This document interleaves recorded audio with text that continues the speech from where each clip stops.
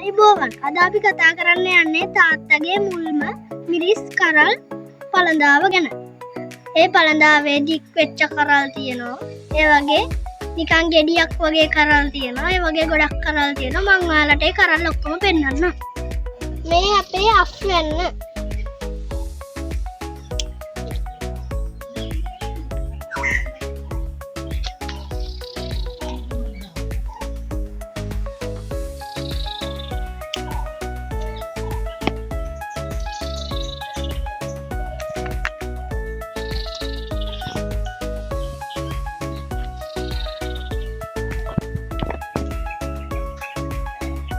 මේක තමයි අපේ මිරිස් ගස් වල හැදිච්ච ලොකුම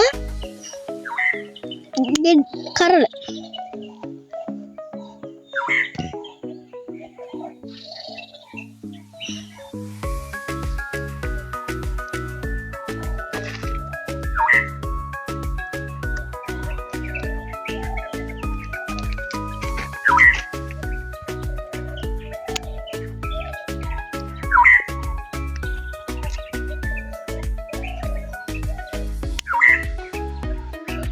මේ තියෙන්නේ අපේ තාත්තගේ මුල්ම මිරිස් පළදාව.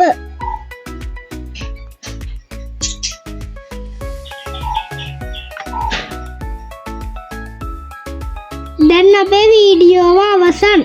ඉතින් අපේ වීඩියෝ එකට කැමති නම් ලයික් කරන්න, සබ්ස්ක්‍රයිබ් කරන්න, ෂෙයා කරන්න. එහෙනම් අද අපි ගිහින් එන්නම්.